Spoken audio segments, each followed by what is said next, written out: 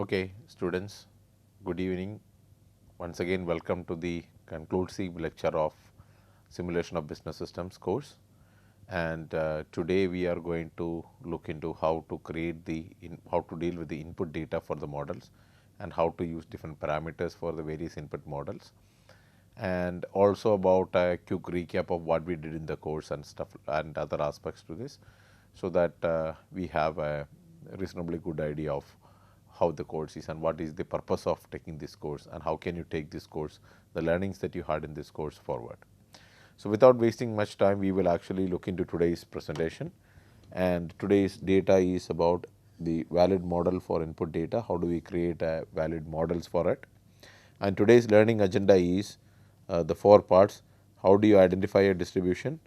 Just look at an illustrative example, okay, because again people had issues and confusions and doubts about histograms and probabilities. So, we will take another quick example.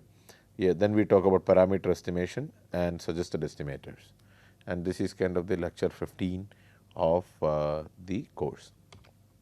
So, the first question is identifying the distribution. Okay. We already talked about this, how do we identify the distribution, and the first and foremost, okay, most commonly used tool in simulation is histogram.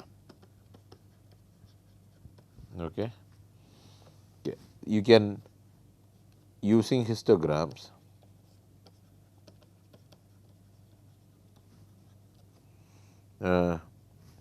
one can infer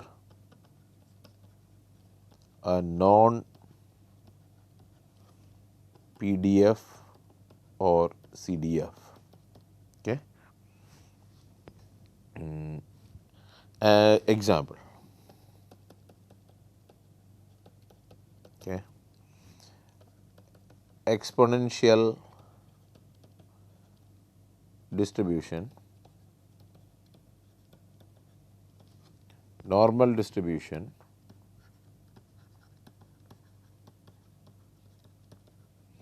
and uniform distribution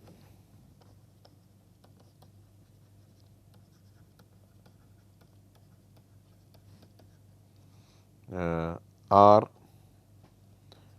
frequently encountered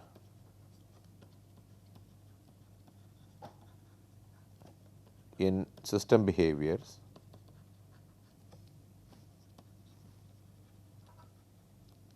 and can be easily identified. Okay.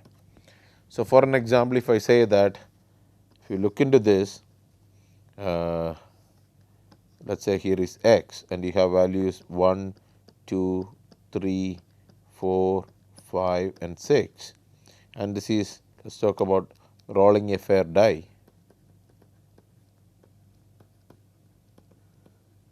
Okay. And you have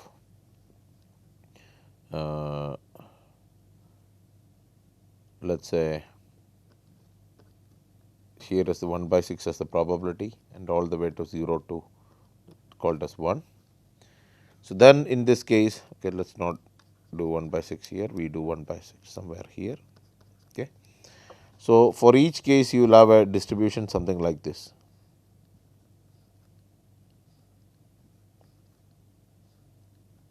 Okay. You have all the cases, the probability will be exactly the same. Okay. So, then you can easily infer that for this particular case, you can say that the distribution from here you can identify something like this. You have a distribution like this, 0 to a particular value, and you can say that, and here is the p of x. Okay. So, this is a well approximated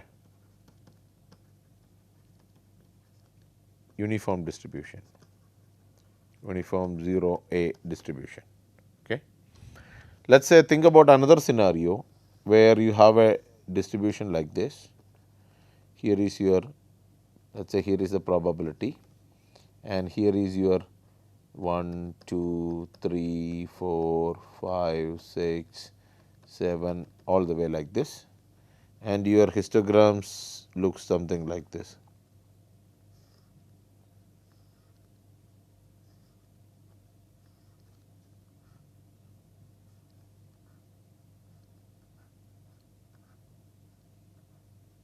Let us say you see a scenario like this, then you can very well from here you can say that here is your x and here is your y, and you can say that distribution like this. Okay. So, this can be approximated to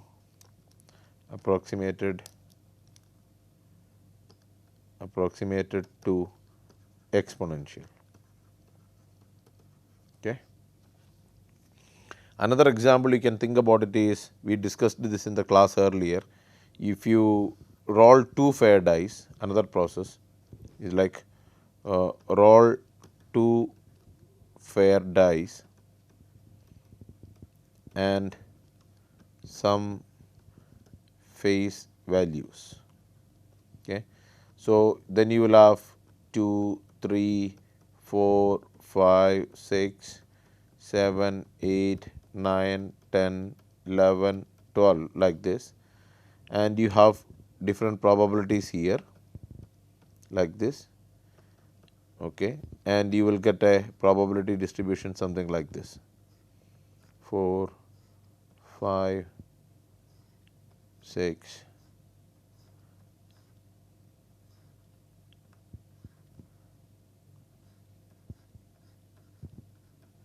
a distribution like this, where you can say that an approximated version of this can be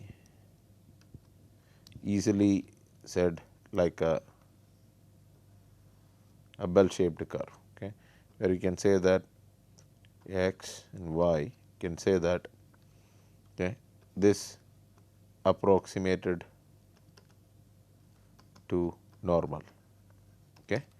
So, these kind of things you can identify using the histogram, you can identify appropriate distribution. So, these three, normal, uniform, the uniform, this is uniform, this is exponential, okay, and here is normal. These distributions are quite easy, okay, to do or develop the identify through the histogram. Also for normal, okay, for normal NPP is a good tool for small samples. So, NPP stands for normal probability plot. Okay. So, think about this, NPP is normal probability plot. Okay. For small sample size less than 20, 50 or so, you can usually use NPP as a good tool instead of the histogram also. Okay. So, let me show you an example problem. This will probably help you to understand some of the stuff quickly. The number of vehicles arriving at an intersection in a 5-minute time period between 7 a.m. and 7:05 a.m. was monitored for 5 work days over a 20-week period. So, for 5 work days, so Monday, so this is Monday, Tuesday, Wednesday, Thursday, Friday, 5 work days. For 20 weeks, you stand at an intersection and 7 a.m. to 7:05, the 5 minutes in the morning, and you observe the number of vehicles arriving at that intersection. The resulting data is tabulated. It is given in a table below.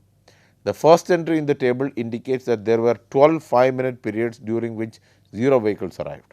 So, this 12, this number 12 means of this total, these numbers will total to, these frequencies will total 24 and this will total to 76.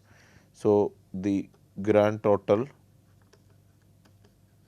is 24 plus 76 equal to 100. Okay. So, of these 100 vehicle, the frequencies that you observed, of the 12 frequencies that you saw, 0 vehicles arrived.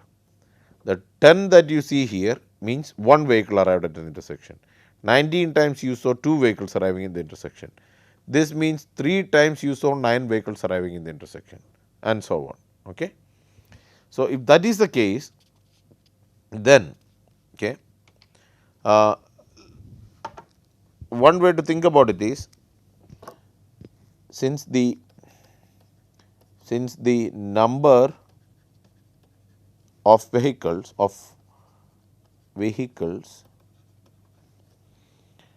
is a discrete variable.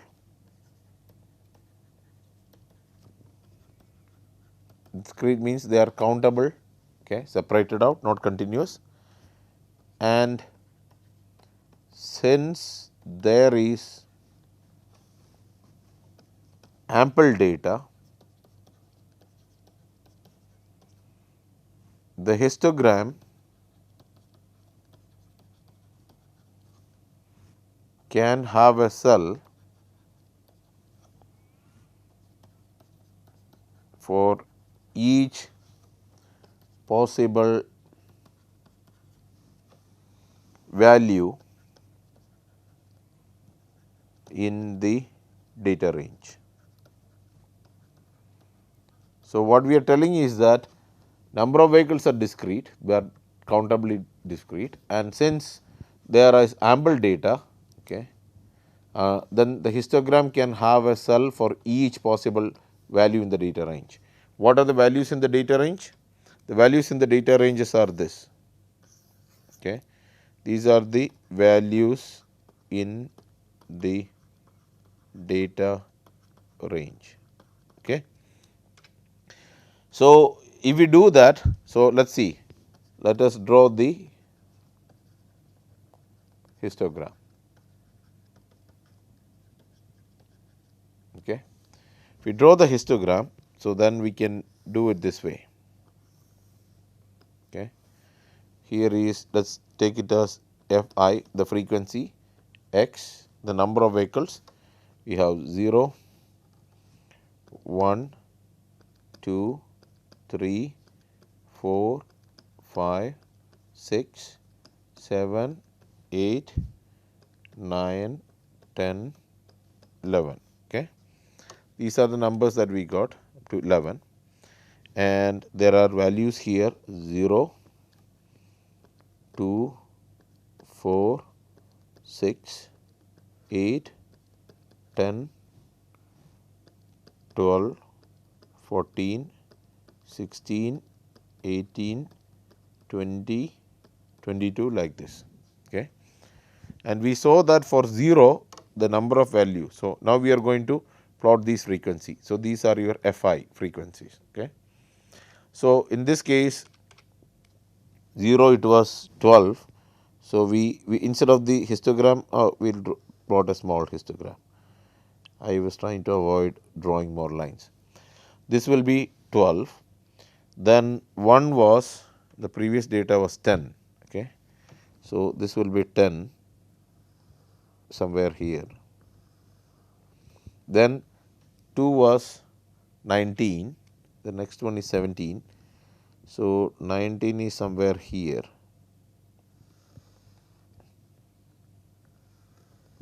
right, 19, then the one after that it is 17. So, somewhere between 16 and this one. Okay. Then 4 is 10. So, I will get to 10 here. Okay. 4 is 10, 5 is 8, 6 is 7, 5 is 8, 6 is 7. So, slightly less than that. Okay. Then 7 is 5, 8 is 5. So, we go to 5, 7 is 5, 8 is also 5, then 9 is 3, 10 is 3, 11 is 1. So, 9 is 3, 10 is 3, 11 is 1. Okay. So, we draw a curve like this. What can you say? Okay. Can you, well, this is not a obviously a normal distribution. Okay. So, you can obviously say not a normal distribution.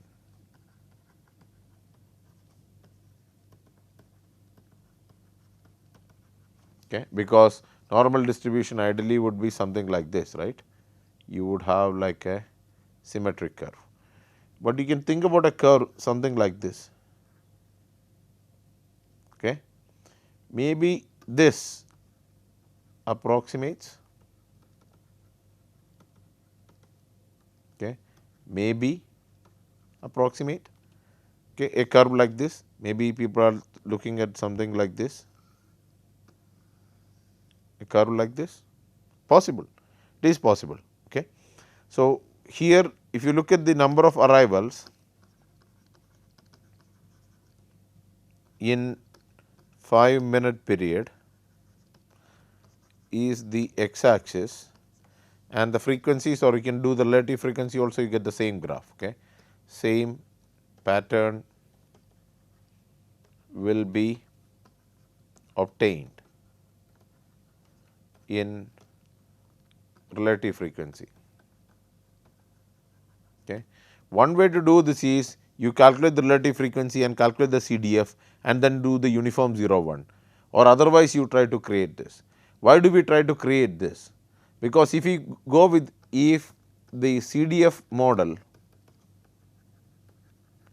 is followed, then the system will never, not the system, the model will never be better than the system.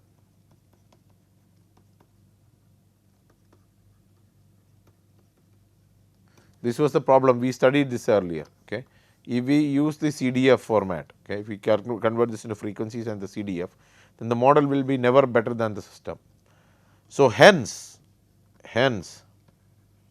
we look to see whether a probability distribution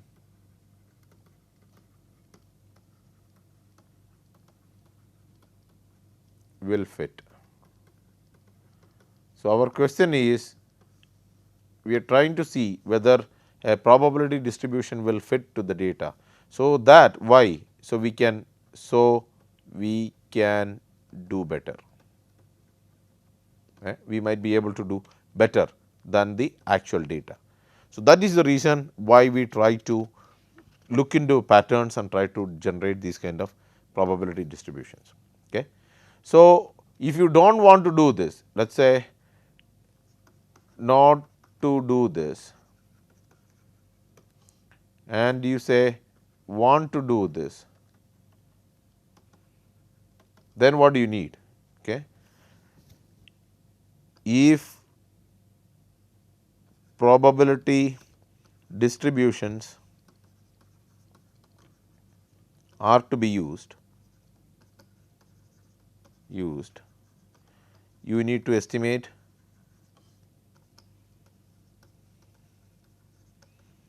its parameters. Okay. So, the difference in the previous case is, here you do not need any parameters, in this case you do not need any parameters, whereas in this particular case parameters are required, you need to estimate your parameters. Okay. So, parameter estimation, how do you estimate the parameters? Okay. So, the basic thing is, first thing is sample mean, okay, x bar is given by x bar is equal to sigma I equal to 1 to n x I divided by n. Okay. So, that means sum all the x values, then individual observations, and then divide by the number of observations, you will get the x bar. Similarly, sample variance,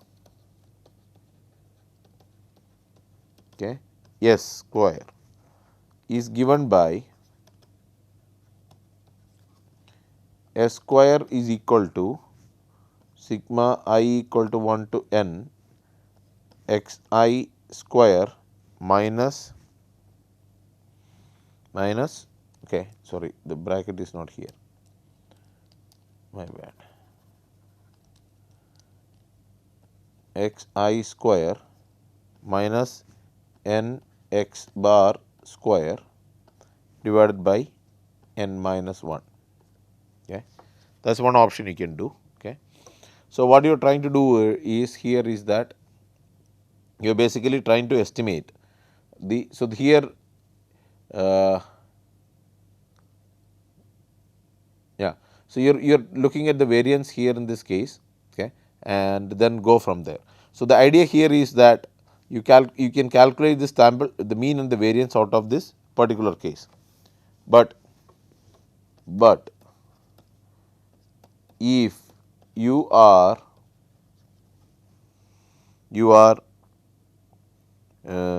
using discrete data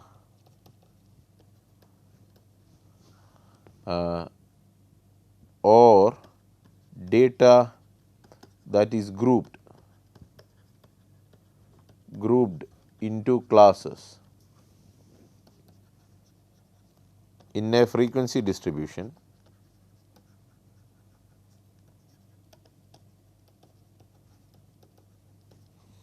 then the previous equations, let us call this as equation 1 and equation 2, okay. Then the previous equations 1 and 2 can be modified to provide for much greater computational efficiency. Okay. So, if you are using the discrete data or you have data that is grouped into a classes in a frequency distribution, then the equation 1 and 2 can be modified for greater computational efficiency. So, what are those? So, x bar will be given by sigma j equal to 1 to k f j times x j divided by n. So, what you are doing is individual frequencies multiplied by the value individual x j's, and you multiply that and divide by n, you will get the x bar. Okay. This can also be said as, okay, sigma j equal to 1 to n. You can say, think about this whole thing as, you know, f j over n times x j. Okay. So, in this case what you are doing is, this is your relative frequency. This way also you can calculate. Okay. You might see this is equal to saying sigma all x p of x times x. Okay. So, you can see these are the estimates of probability in this one particular case. Okay.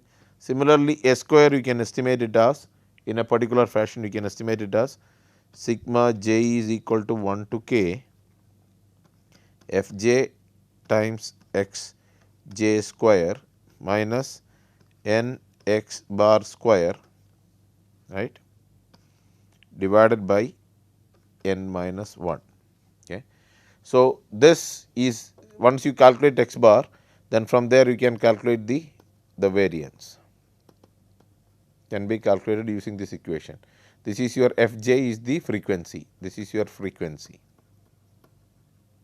Okay. X j is individual observations. You use n minus 1, this is the degrees of freedom. Okay. This n minus 1 is also exactly the same, the degrees of freedom, right. So, I hope you guys understand that. So, this way if you know the mean and the standard deviation, then quite a lot of distributions can be dealt with. Okay. So, the suggested estimators for various distributions are in this are given. Okay. So, I will give you some examples of this, some of the commonly used distribution. So, if you use Poisson distribution, okay, this is for the number of arrivals, parameter required is alpha, okay, or some people call it as lambda also, sometimes lambda. Okay. The rule is use alpha equal to x bar. Okay. you are using the mean for the alpha can be estimated as, or alpha bar can be used as your x bar. Okay. So, that is one case. Exponential distribution. Okay. Parameter required is lambda. Okay. So, use lambda bar is equal to 1 over x bar. Okay. So, because Poisson and exponential are related to each other, you can think about lambda as 1 over alpha or 1 over mu, you can think about it either way. So, lambda bar average can be used as 1 over x bar. So, take the reciprocal of the mean. Then another distribution you can think about it is uniform. Okay. Uniform distribution. Parameter required is b, upper limit. Okay. Lower limit is taken as 0. So, you are talking about uniform 0 b. Okay. That is the case, then you can use b bar is equal to n plus 1 divided by n. Okay. Let us put it this way, n plus 1 divided by n times max value of x. Okay. So, for b bar you use n plus 1, the number of observations, n plus 1 divided by n multiplied by the max value of x will give you the b bar, the upper limit. Okay. And this will be an unbiased estimator. Okay. This will be an unbiased one. That is one thing to use the uniform. All right. Now, for normal, okay, normal parameters required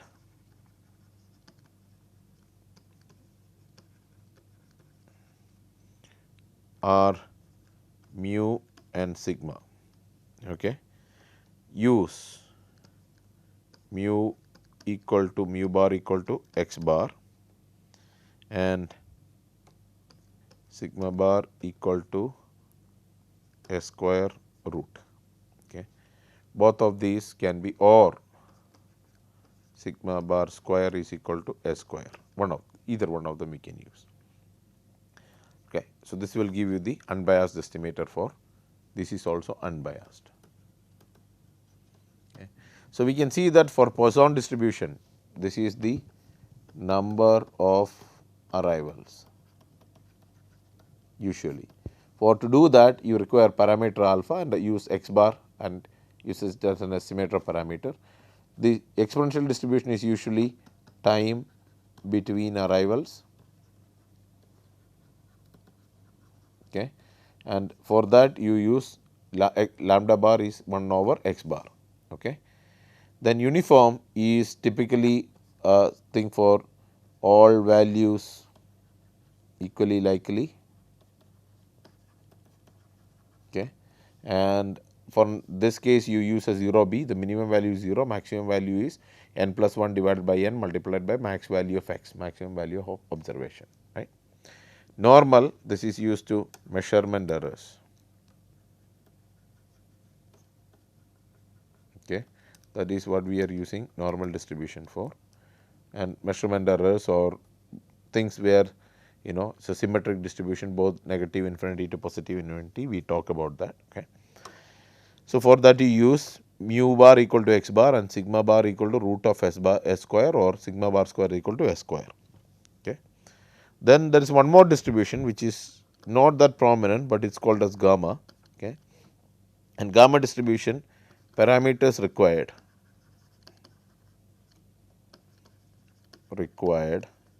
are beta and theta. Okay. Beta bar obtained from beta tables. stat books. Statistical textbooks will tell you the beta tables. From there you can obtain the value of beta bar. Okay. The theta, however, can be calculated as, or theta bar can be calculated as 1 over x bar. Okay. So, theta bar is similar to that of lambda bar, but beta values you obtain, beta bar you obtain from the textbooks. Okay. In statistical textbook, typically table A8 is typically what actually tells you the gamma distribution. Okay. So, this is a family of distributions.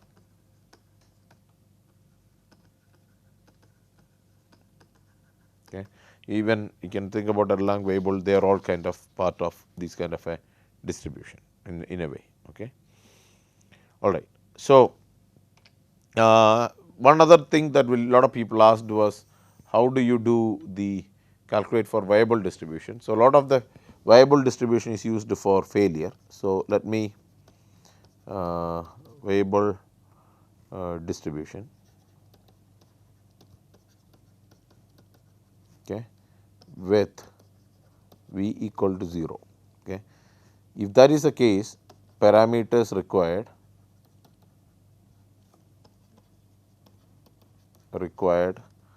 are alpha and beta. Okay. So, the viable distribution with v equal to 0 is parameter required is alpha and beta. So, first thing you do is use beta 0 bar is equal to x bar divided by s. Okay. So, first you calculate beta 0, then beta j bar is calculated by beta j minus 1 bar minus f of beta j minus 1 bar divided by f dash, the differential f dash of beta j minus 1 bar. Okay. So, what you do is beta j minus 1 minus this ratio, this particular ratio you calculate, right. Then iterate until convergence. Okay. So, you keep on iterating until you get two consecutive values of beta j converging to a particular value beta j minus 1, right.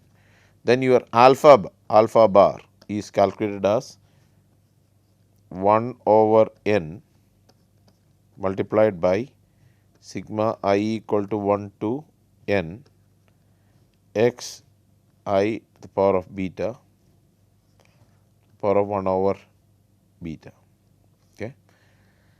So, the from beta 0 you can keep on doing this, you can do beta 0, calculate that, then from there you calculate beta j, and you keep on iterating until you get the convergence of the value of beta. Once you get the value of beta, then you calculate alpha bar using that particular value of beta that you obtained. Okay. So, this is used for failure, okay, distributions, time to failure and other things, but this is not very common, but please study from stats textbooks. I have already mentioned the name of the textbooks. Okay. This you have to do it by yourself. Then the last point that people have asked is, because I earlier told about goodness of fit tests, and people asked question about Kolmogorov-Smirnov test. Okay. It seems that people have no issues understanding the chi-square goodness of fit test, but a lot of people had issues with the a particular test called Kolmogorov-Smirnov.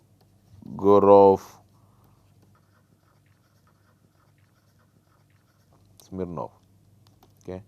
It is also known as KS test, identified by some Russians. Okay. The biggest difference is, okay, versus chi-square goodness of fit test. Okay. So, this test is a non-parametric test, and this is a parametric test. Okay. This, the normality assumption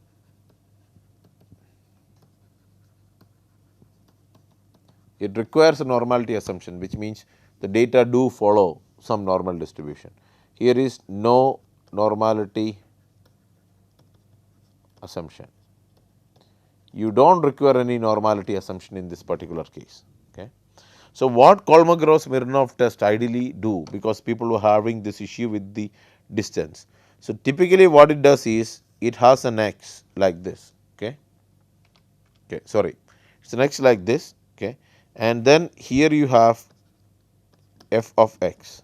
F of x is the cumulative. So, you have 0, 5, 10, 15, 20 like this, the values will go, and you have 0, 0.25, 0.5, 0.75, 1.0 like this. Okay. And your probability cumulative will actually might look like this. Okay. Will come to 1. Okay. It will not go above 1, it will just come to 1, right. The actual, this is the ideal, and the actual one that you will see might do something like this, something like this. Okay. So, this is the observed from data. What the KS test is actually doing is, or this is the ideal or expected. The KS test it is doing is, it is calculating this distance. Okay. It is, this is the distance that we talk about.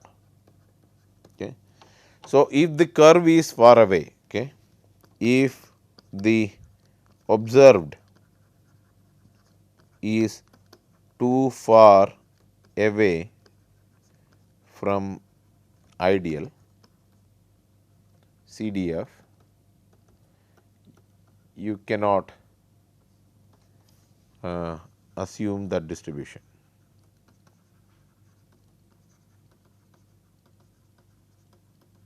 Okay, that is the fundamental idea. So, this k, okay, whatever the distance, or not k, d actually, okay, this is the d that we talk about.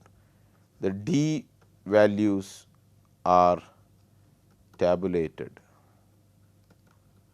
or available. Okay. So, if this particular d value for a particular case is less than a particular term, you can say that okay fine, this the CDF, this graph is. So, if you have another graph in this regard and you get another set of data, and this actually shows something like this, which is close to this, then you can say that this actually, this green line fits more close to the ideal distribution than the blue line, because this distance is very much smaller. Okay. So, this is the fundamental idea behind the KS test, which is a non-parametric test, because you do not require the normality assumption to be satisfied as part of this. So, considering that today now we come to the end of our presentation, and also towards the end of our course. But one of the things that I wanted to tell everybody about this is not the end of this vast topic called simulation. Simulation is never taught in 20 hours. It is pretty much taught over 4 to 5 semesters. Couple of years you need to work on this to get expertise in this. And the reason why lot of the places the simulation courses are not offered is purely because of the extensive cost of the softwares and other aspects that are available for it. But I think as far as you guys are concerned, you have been exposed to a critical topic which is very useful for a lot of the students and as well as practitioners. It is a good skill to have, because you can actually model and solve complicated problems out of this. So, I hope that you guys understand this, and you guys actually would use it in your life to some extent. Maybe in the coming time period in NPTEL, we would probably coming up with an advanced course of this, where you would be having more advanced topics and advanced concepts of simulation being covered in that. So, till that time, I hope that you guys will all have a good time, study well and do well in your exam, and try to ensure that you all get that good certificate, so that you can show to people that look, I have acquired this skill. Thank you very much and have a happy learning. Thank you.